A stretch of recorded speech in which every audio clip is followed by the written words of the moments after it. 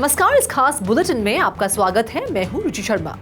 Interest rates पर global central banks की नवीनतम निर्णय के बाद एशियन ट्रेड्स के दौरान वर्चुअल डिजिटल एसेट्स मजबूत हो रहे हैं, जिससे रिस्की एसेट्स की प्राइसेस बढ़ रही हैं और इसकी पावर कम होती दिख रही है। साथ ही जेपी मॉर्गन सावधानी बरतने की सलाह दे रहा है, क्योंकि उसे निकट अवधि में स्पॉट बीटीसी ईटीएफ के लिए रेगुलेटरी अप्रूवल से by the rumour cell the fact effect शुरू होने की आशंका है। बिटकॉइन मार्केट कैपिटलाइजेशन के हिसाब से सबसे बड़ी क्रिप्टो करेंसी $43,000 के निशान के करीब बनी हुई है।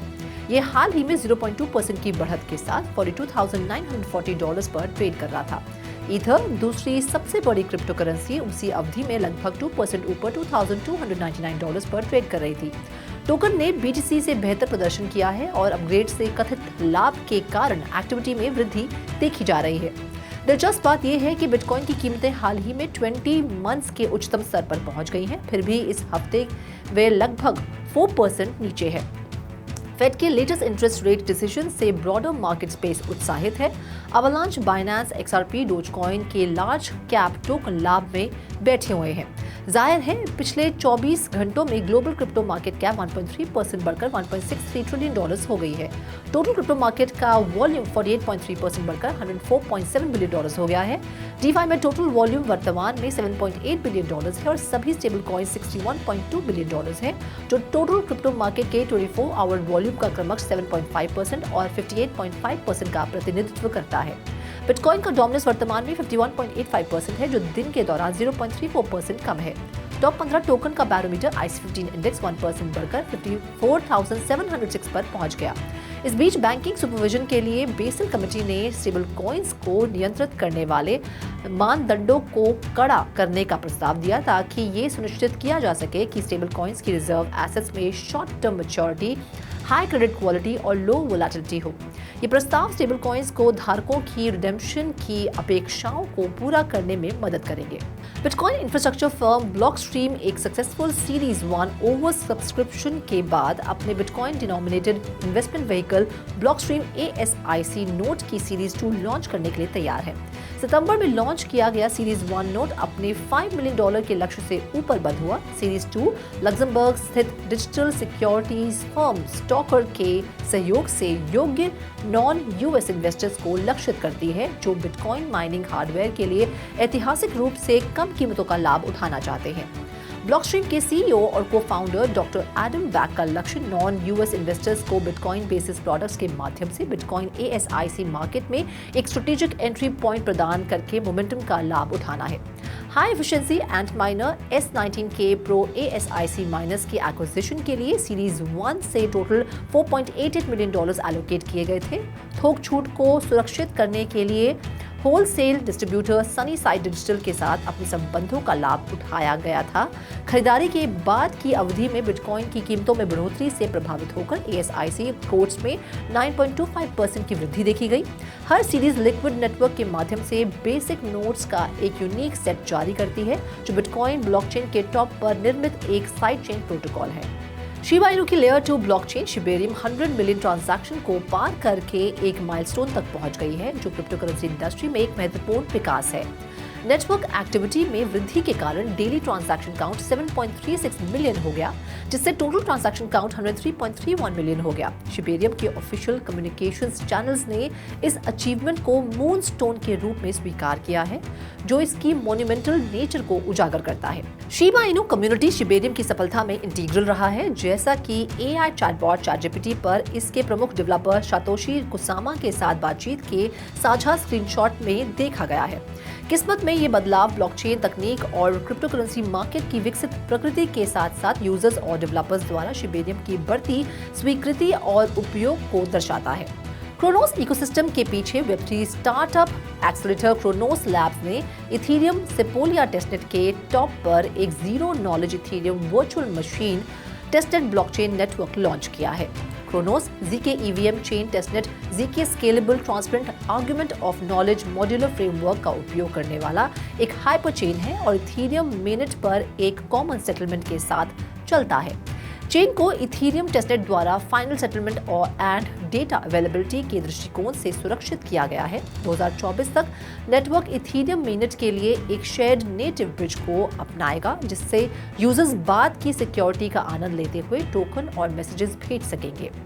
ZK EVM testnet ZK stack framework का उपयोग करने वाला पहला पब्लिक टेस्टनेट है। इंटरनेशनल मॉनेटरी फंड की मैनेजिंग डायरेक्टर क्रिस्टलिना जॉर्जीवा ने सियोल में एक डिजिटल करेंसी कॉन्फ्रेंस में व्यापक क्रिप्टो करेंसी नियमों की आवश्यकता पर जोर दिया है। जॉर्जीवा ने फाइनेंशियल सेक्टर में इनोवेशन को बढ़ावा देते हुए क्रिप्टो करेंसी के बढ़ते प्रचलन से उत्पन्न संभावित जोखिमों का मुकाबला करने के लिए एक रेगुलेटरी फ्रेमवर्क की आवश्यकता पर जोर दिया। इसके साथ ही उन्होंने टेक्नोलॉजिकल एडवांसमेंट्स को बढ़ावा देने और एक मजबूत रेगुलेटरी एनवायरनमेंट सुनिश्चित करने के बीच डेलिकेट बैलेंस पर जोर दिया। जॉर्जीवा ने चेतावनी दी कि उचित निरीक्षण के बिना डिजिटल एसेट्स को तेजी से अपनाने से monetary policy, capital flow management और फिस्कल सस्टेनेबिलिटी सहित फाइनेंशियल सिस्टम के महत्वपूर्ण पहलू बाधित हो सकते हैं।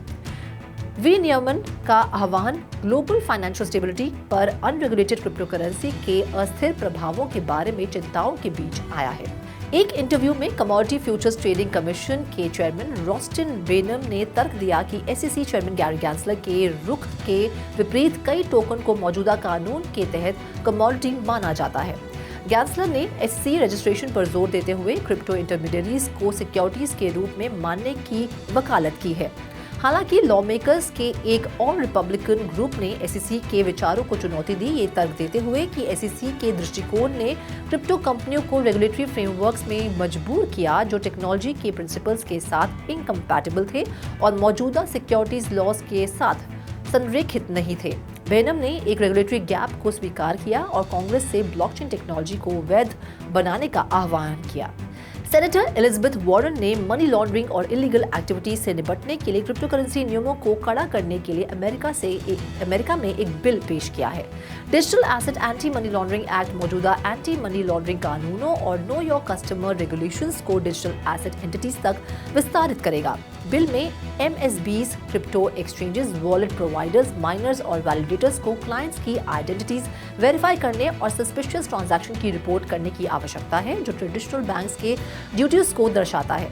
ये अनरेगुलेटेड इंटरमीडियरीज या किसी रेगुलेटेड सर्विस से संबद्ध न किए गए अनहोस्टेड वॉलेट्स के माध्यम से बड़े peer to peer crypto currency transaction के लिए आइडेंटिटी वेरिफिकेशन को भी अनिवार्य करता है। इस बिल की तत्काल आवश्यकता है क्योंकि ईरान, रशिया और नॉर्थ कोरिया जैसे दुष्ट देशों ने सैंक्शंस से बचने और इलीगल वेपन्स प्रोग्राम्स को फंड देने के लिए डिजिटल एसेट्स की ओर रुख किया है।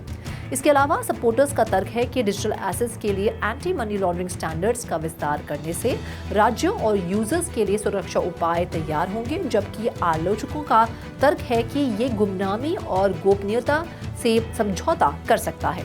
Saudi human resources and social development minister Ahmed Al Rajhi ने के अनुसार global artificial intelligence labour market में 2030 तक एम्प्लॉयमेंट में उल्लेखनीय वृद्धि होने का अनुमान है।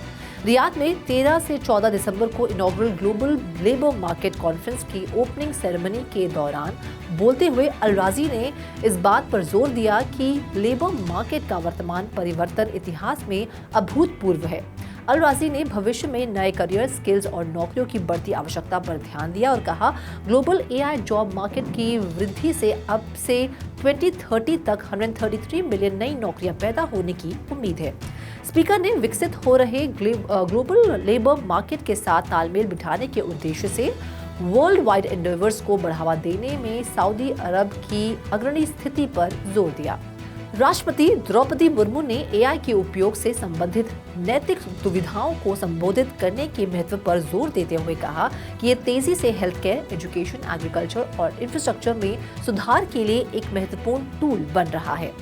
Indian institute of information technology के सेकेंड कॉन्वोकेशन सेरेमनी में बोलते हुए मुर्मू ने 2047 तक एक विकसित राष्ट्र बनने के लिए भारत के 5D demand, demography, democracy, desire और ड्रीम पर प्रकाश डाला। उन्होंने 2018 में प्रकाशित नेशनल एआई स्ट्रैटेजी और प्रमुख शहरों को एआई और आईटी हब के रूप में विकसित करने के उत्तर प्रदेश सरकार के प्रयासों का उल्लेख किया। हालांकि उन्होंने automation induced unemployment, economic inequality और एआई आउटकम्स में ह्यूमन बायसेस जैसे मुद्दों को संबोधित करने की आवश्यकता पर जोर दिया। ओपन एआई के सीईओ सैम ऑल्टमैन द्वारा सह स्थापित एक क्रिप्टो स्टार्टअप वर्ल्डकॉइन ने अपने आई स्कैनिंग आइडेंटिटी प्लेटफॉर्म में एक महत्वपूर्ण विस्तार की घोषणा की है। वर्ल्ड आईडी 2.0 का नया वर्जन व्हाइट पेपर के विचारों को डेवलपर्स के फीडबैक के साथ जोड़ता है। प्रोटोकॉल अब सिंगापुर और मेक्सिको में अपनी प्रूफ ऑफ पर्सनहुड सर्विस में ऑन साइट ऑनबोर्डिंग की पेशकश करेगा। वर्ल्डकॉइन यूजर्स को Shopify, Mercado Libre, Minecraft, Reddit और टेलीग्राम सहित कई कंपनियों में वर्ल्ड आईडी का उपयोग करके साइन इन करने की अनुमति भी देगा। 2.0 अपग्रेड से ऑनलाइन बॉट और वेरीफाइड ह्यूमंस के बीच अंतर करना आसान हो जाएगा। उन यूजर्स को अकोमोडेट करने के लिए नए वेरिफिकेशन लेवल्स जोड़े गए हैं जो विभिन्न मात्रा में सत्यापन डेटा पसंद करते हैं। एक नई base level world ID users को अपने डिवाइस पर खुद को प्रमाणित करने की अनुमति देती है, जिससे आईडी को ऑर्ब ऑथेंटिकेशन साइट तक पहुंच के बिना लोगों तक विस्तारित किया जा सकता है और less stringent proof of personhood requirements वाले ऐप्स में साइन इन किया जा सकता है। इस खास बुलेटिन में फिलहाल इतना ही। आप देखते रहिए 3.0 टीवी और ज्यादा जानकारी और स्टोरीज के लिए लॉग ऑन करें हमारी वेबसाइट www.3watchtv.io पर या फिर QR कोड को स्कैन करें।